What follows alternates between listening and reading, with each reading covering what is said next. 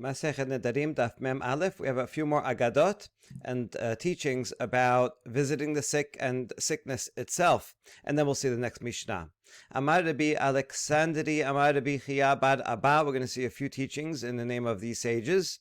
Ena chole omed mecholyo ad shemochalin lo al kol avonotav. A sick person will not get better until all his sins are forgiven. It seems that through the sickness itself and the suffering that comes along with it acts as an atonement for sins, and so therefore once the sins are atoned for, the person can also get better. Shelemah hasolech lechol avonechi harofeh lechol tachaluaichi. A pasuk in Tehillim says Hashem forgives all your iniquities and heals your sickness. So they're put here side by side to say that they come together. That once a person's sins are forgiven, then because they're forgiven, then he doesn't deserve the punishment of the sickness anymore, and he can get better. Rav Hamnuna Amar Chozel Ime Alumav Shenemar Rutafash Besaro Minoar Yashub Lime Alumav. Rav Hamnuna says, goes even a step further and says that the person who was sick and gets better, actually he goes back to the way he was when he was young. He actually can kind of reverse his aging process and feel even better than he was before he was sick. And this is based on a pasuk in Iyov that says his flesh is tenderer than a child's. He returns to the day of his youth. Good. Kol mishkabo hafachta lebecholyo amar Rav Yosef lomar de mishakeach talmudo. Here we quote the pasuk first and then its explanation. So the pasuk in Tehillim says God has overturned all of his beddings because of his sickness. Rav Yosef says that explains that means that a person forgets his studies. Well, some sicknesses can affect one's mind and one's memory, and so when the person gets sick with such a sickness, then they forget their Torah. So it seems that the Torah is compared to a bed that's made. Everything is nice and in its place, because when you learn, then you know what's here, what's there, and everything is ordered. And through the sickness, his bed gets all messed up. I mean, literally, if a person's is in bed for a while, their bedding is going to get messed up. But the parallel is that also it will affect their mind, and they will lose their study. So now a couple of stories about sages who forgot their Torah. Rav Yosef halash yakar le tamodeh. Rav Yosef was sick and his study was uprooted, meaning forgotten. Ahadre Abaye Kameh, but Abaye, who was a student, reviewed it with his teacher and says, you taught me this, you taught me that, and thereby was able to recover Rav Yosef's memory by reteaching Rav Yosef everything that Rav Yosef had taught Abaye. Haynu de bechol duchta amrinan amar Rav Yosef la shemi'ali hada shema'ata amar le Abaye at amrita nihalan umehamatita amrita nihalan. And that's why we find several times throughout the Talmud that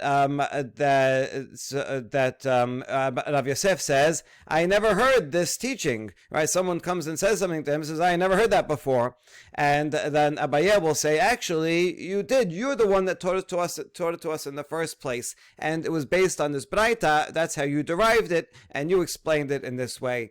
And so you see that we have many examples where Abaye reminded Rav Yosef of what Rav Yosef had originally taught Abaye himself.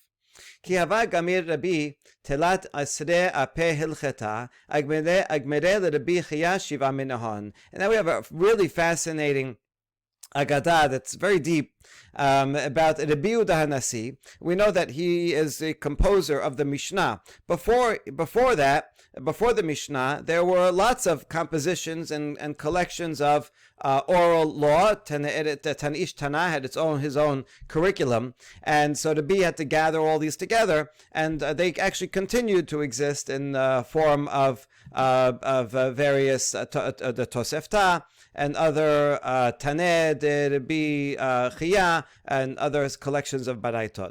So anyway, Rabbi Yehuda Nasi, he learned and knew 13 sets of halachot. And so he knew them all by heart himself, and he taught his student, Rabbi Chaya, 7 of them. but he didn't get a chance to teach the rest because the sof chalash Rabbi and hadar Rabbi Chaya kameh anhu shiba aped agmere, and so Rabbi became sick and he forgot all of his learning. So luckily Rabbi Chaya, who did learn 7 of them, Rabbi Chaya repeated them back to Rabbi and recovered Rabbi's knowledge of 7 out of the 13, but the other 6 were seemingly lost for good. Ishita azdu, 6 were lost. However, havahu kasra, there was a laundryman. Hava shemi'a le, Rabbi kedahava garis lehu, and the laundryman was around Rabbi Udanasi often, and he was listening when the Udanasi would repeat the study. The way you learn it by heart is you keep repeating it again and again, and the laundryman was around that often that he picked up on it, he paid attention, and the laundryman was able to learn the other 6 of the sets of orders of study by heart. And so Rabbi Chaya went and he learned those halachot from the launderer. And then Rabbi Chaya transmitted them back to Rabbi himself. So now Rabbi and Rabbi Chaya knew all 13. Whenever Rabbi would see that launderer, he would say to him, you have made me and the laundry and Rabbi Chaya. Without you, we would have lost our Torah, so you revived us. Or a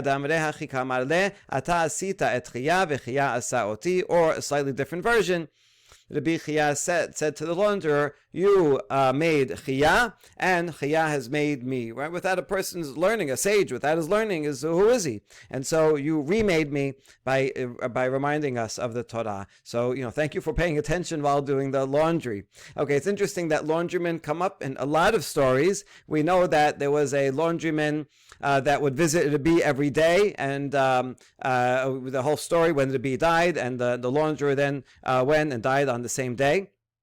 And you wonder why a launderer, in this case, other cases too. It seems that a launderer was, on the one hand, a low-class person, menial labor, and involved very smelly, dirty clothes all day, and the main detergent back then was urine, so they had to go and collect a lot of it. And so on the one hand, it's kind of low-class, simple person, you figure not learned. On the other hand, the laundrymen were paid very well, and so they would be wealthy. They were always well dressed because they knew the value of dressing in nice, clean clothes, and they were always had nearby rich people, because who, after all, is doing most of the hiring of the laundrymen. So they're kind of a low class that are very closely associated with high class, and so these are like the people who are not so learned but have a close relationship with the sages themselves. And so they're kind of this in-between category where, it's possible that even this person unexpectedly, even though he's just a laundryman and ignorant, but all of a sudden he can be a person who was, because he's around the sage, the sage, he has a close relationship with Rabbi, and even that close that he's around him so much that he can learn and memorize his Torah better than Rabbi Chaya, his number 1 student. Okay, so really amazing story. A lot here about the anxiety about forgetting Torah, both one's own Torah and intergenerationally. So it says a lot about what the rabbis were thinking about and what they were fearful of, but the promise of reviving Torah one way or another. V'amar Alexandria, Amar Chaya bar Abba, same sage says, Gadol nes shenasa lachole yoter min hanes shenasa lachananya, Mishael ve'Azariah. He says, greater is the miracle that happens to a sick person who gets better, is greater than the miracle that happened to Daniel's 3 friends, Hananiah, Mishael ve'Azariah. They're the ones that were thrown into the fire by Nebuchadnezzar, but they were miraculously saved. Shel Hananiah, Mishael ve'Azariah, esh shel hedjot ve'hakol yecholin lachabota. Why is it greater? Because those 3 people, they were thrown into a human-made fire. Anyone can extinguish such a fire, right? You bring some fire extinguisher, some sandbags, some water, you can extinguish it. So that's not such a big deal. It's still miraculous to be thrown into the fire and come out just fine. But a greater miracle, v'zo shel chole shel shamayim hi mi yachol lechabota. That fire of a sick person is made from heaven. We're talking about a fever. That's an internal heat. And who can extinguish a fever? They didn't have Advil back then. But this is an internal fire. It's made by heaven. No one can extinguish it. So when a person has a fever, is sick, and gets better, that's an even greater miracle. All right, what a beautiful idea. Amar Rabbi Alexander, Amar Rabbi Chaya bar Abav, Amri Lad, Amar Rabbi Shimon, Yehoshua ben Levi. Kevan sheyagia kiso shel adam hakol moshlin bo shnemar vayakol mosei yahargeni. So they teach in the name of Rabbi Yehoshua ben Levi that when a person's end has come, when their time has come, and it's decreed that that's it, they should die. They don't necessarily die from one particular thing or another, sometimes a sickness, but the point is that when it's their time, anyone who finds them can kill them. Any animal, any disease, any bug, any accident, natural disaster. As we know this from Cain, who says, now that I am sentenced to death because I'm a murderer, anyone who finds me will kill me. In other words, usually when a person is alive and it's not their time yet, even though there are dangers around, but they have a certain amount of protection, animals will be afraid of the person, and natural disasters will somehow he'll find a way to keep safe from them. But then once a person's time is decreed, then all these dangers that are always there will not hold back and will get him. Rav Amar min haden kera lemishpatecha amedu hayom ki hakol abadecha.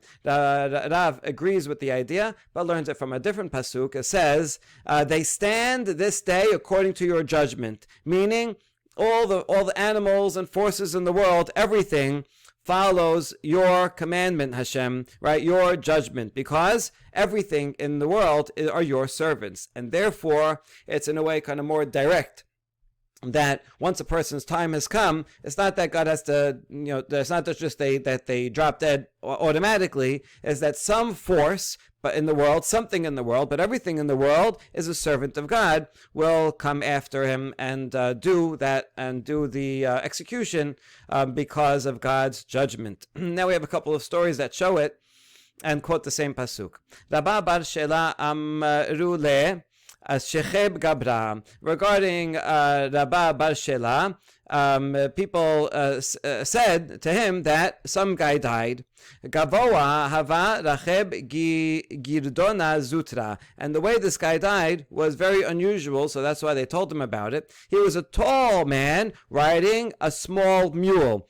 So since he's so tall, it would be like, a tall person riding a little bike. It's hard to fall off a little bike if you're so tall, because you could just put your feet down and stand up. And so it'd be unusual for a person to die in such a way. But look at this guy. Metati torta istavet. They got to a bridge, and this mule was frightened. Shadye v'kashacheb. And when he stopped short and pulled up and cast off the rider, and this rider died. Kari al nafshe mishpatech amedu hayom. When Rabba bar Shela heard the story, he quoted this pasuk that everything in the world stands there according to your judgment. So even this very unusual way of dying, this person should have been able to just stand up and be okay. But when Hashem decrees that it's a person's time to go, even something an unlikely, small risk will be the end of him. Shemuel chazyedahu karokita te'ak rabba yetiba al akrokta ve'abrana haram. Shemuel saw a frog, in Aramaic is krokita, which sounds like to croak. It's an onomatopoeia of the sound that the frog makes, and he saw that there was a scorpion sitting on the frog, hitching a ride, crossing the river, because scorpion can't cross the river, so it goes on the back of the frog. Tarka gabra umayit, and then the scorpion stung a person, and the guy died. So you see that they work together, because a frog can't kill anyone, and the scorpion can't cross the river, but Hashem arranged it that they'll get together, and one will give the other a lift, and they'll go and kill the person. Shemuel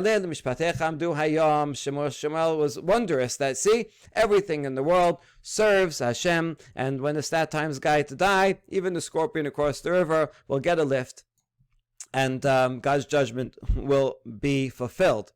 Amar Shemuel, en mevakirin tachole ela mi shehalasato hama. So more advice about visiting a sick person. Shemuel says, who was a doctor himself, you should visit a sick person only if he was overcome by a fever, right? Then it's appropriate when we visit someone with a fever, him talking and being visited will help him. Lapukemai, what does that exclude? Lapukeha detanya Rabbi Yosef ben Perata Omer Mishum Rabbi Eliezer and mevakerim lot chole me'ayin v'lot chole ha'ayin v'lo mechoshe harosh. That one, this Baraita says you should not visit someone who has an intestinal disease or an eye illness or has a headache. Why? If a person has intestinal disease, and he'll be embarrassed because he has to go to the bathroom, he's not able to control himself. If he has visitors, he's going to feel embarrassed from the visitors. So leave him with his privacy. But what about having an eye ache or a headache? Why shouldn't you visit them? Because Rav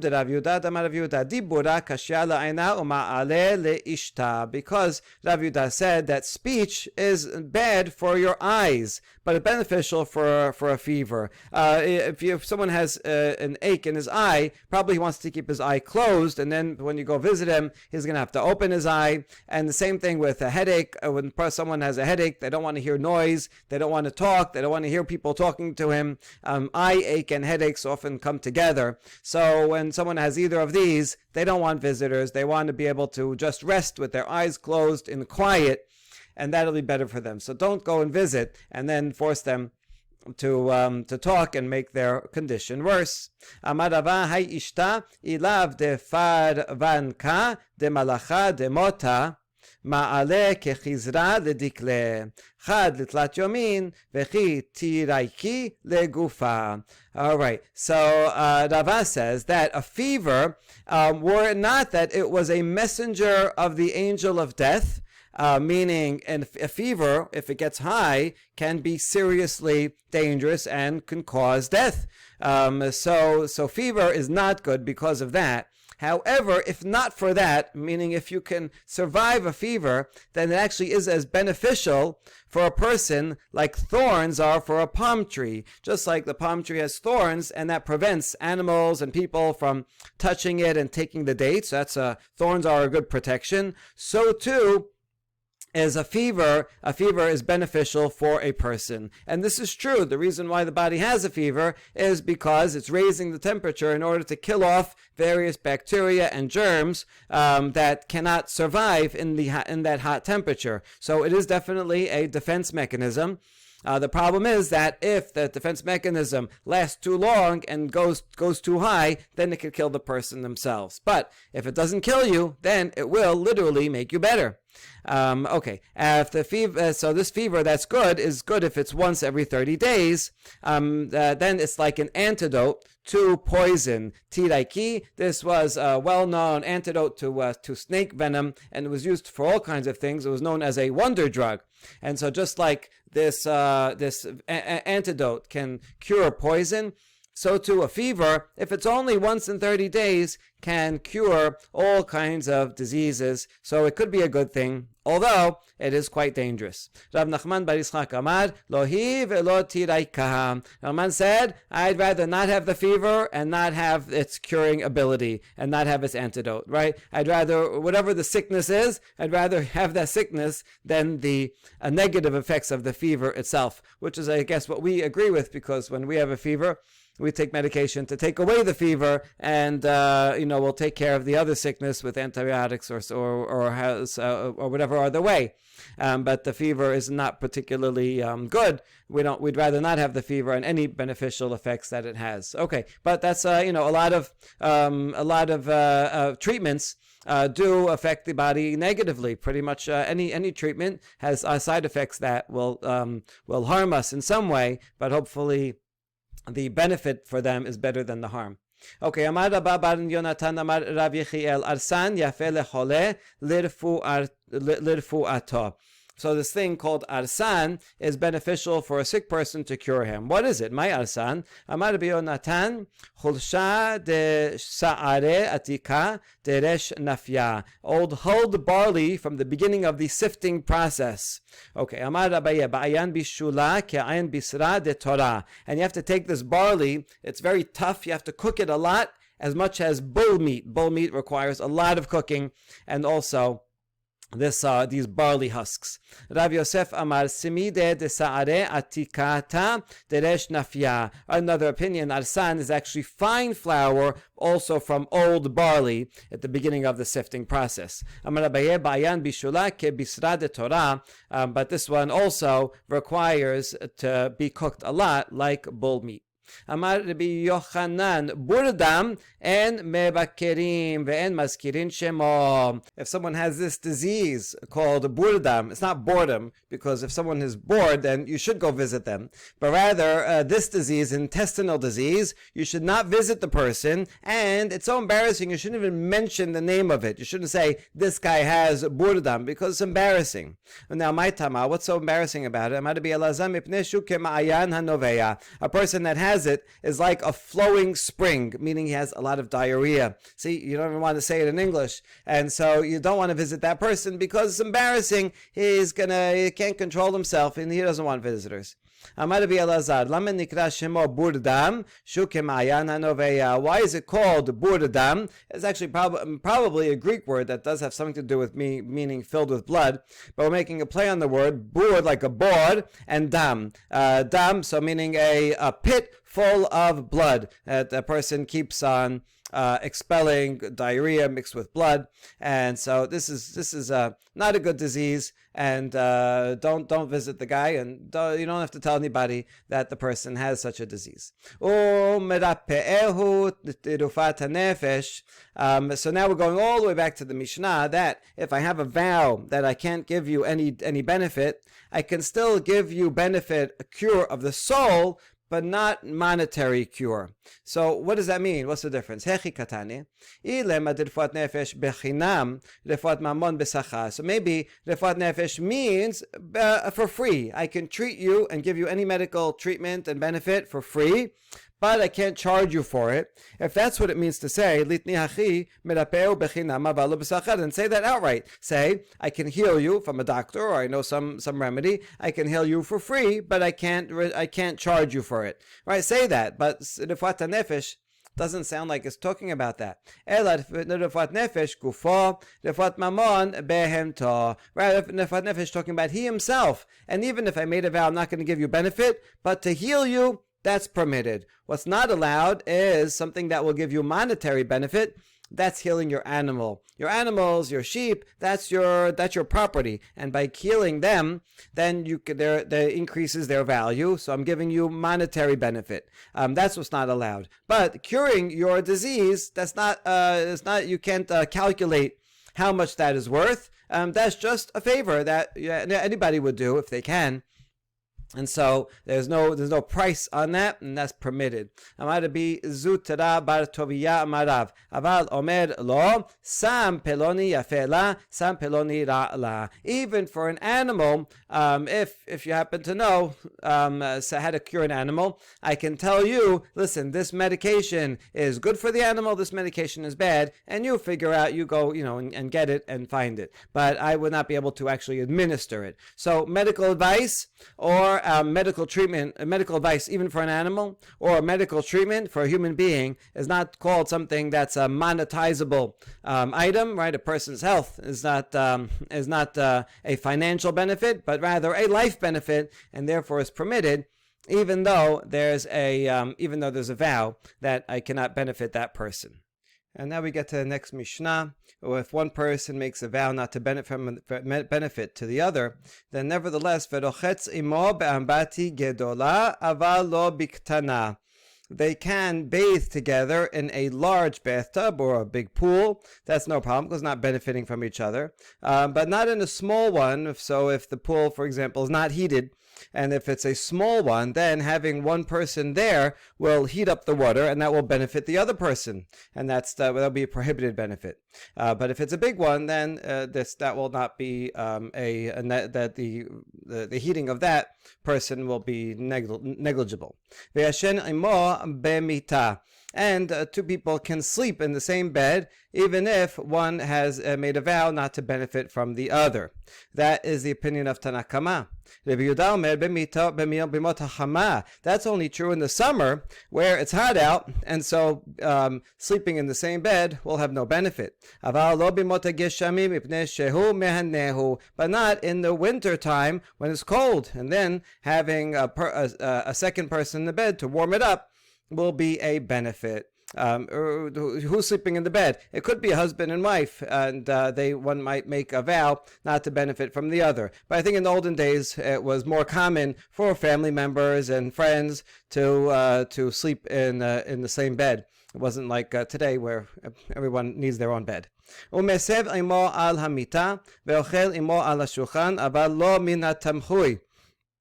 Even though one person is prohibited from benefiting from the other, they can rest on the same sofa and they can eat on the same table. However, they cannot eat from a common bowl in the middle. If there's a big, bowl of hummus and couscous like they used to eat, then if I eat more, if I eat less, then there'll be more for you. So I'm giving you a benefit.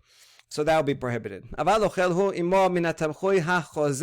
it's a big platter that goes back, like if you're at a host's house and everybody takes a little, but there's leftovers, because the host is very generous. It's not like we're splitting a dish in a restaurant where we're going to finish the whole thing, but rather this is something that goes back to the host and he sends it around again, and so there's always plenty, it's never going to run out.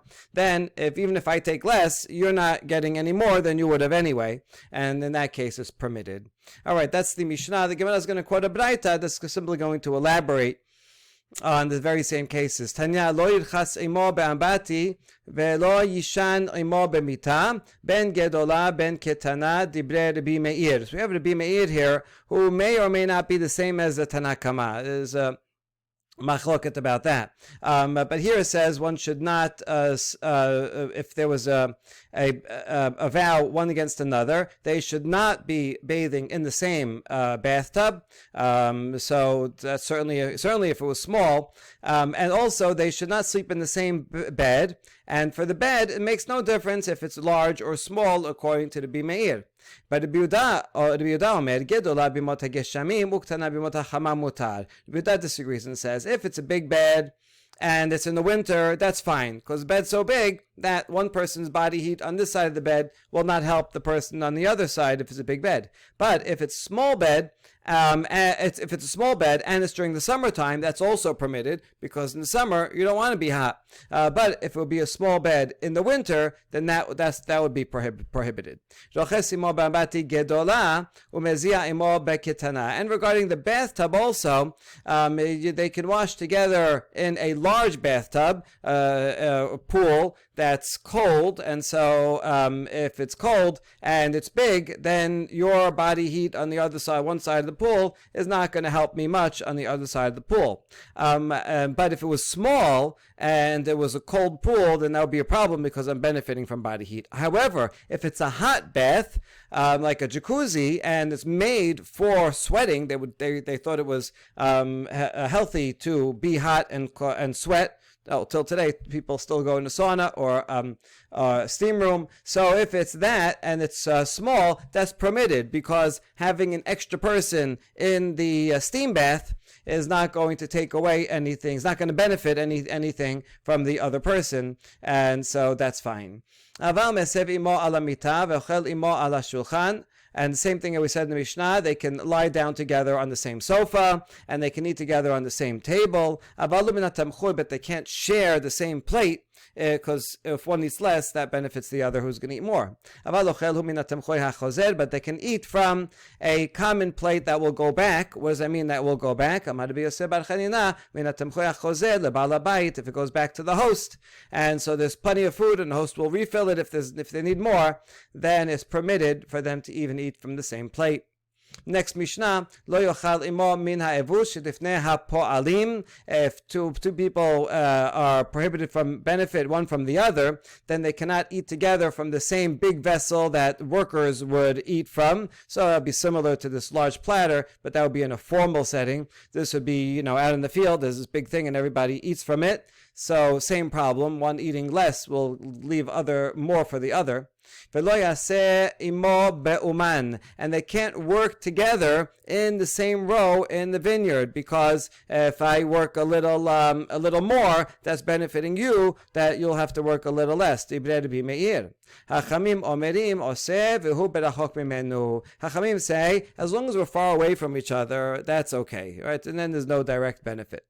Now, Bekadav la peligi de asir, and so now we can explain that actually even Rabbi Meir, Rabbi Meir said it's not allowed at all. Chachamim said it's okay if you're far away. So if they're close, everyone agrees that it's prohibited. The machloket kipligi berachok. The machloket is if you're far away.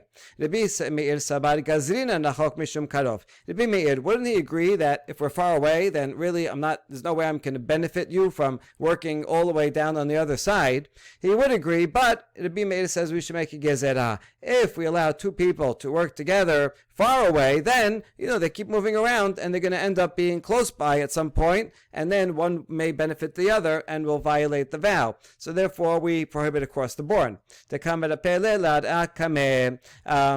After all, he is weakening the dirt in front of him. So even if I'm working far down the row, but I'm doing some digging, and that's weakening the dirt. So when you come along, even though you're far away and you're only going to come there for another hour, but still I loosen the dirt for you, and then that gives you a direct benefit. And so that's why Rabbi Meir says, even if it's far away, eventually I may come to near to the spot that you were before, and then benefit from your work. But Rabbanan said you don't have to worry about that. If it's far away, it's very unlikely that some work that you do far away is actually going to benefit me in any direct way, and that's why Rabbanan say that's permitted. Baruch Adonai Leolam, Amen ve'Amen.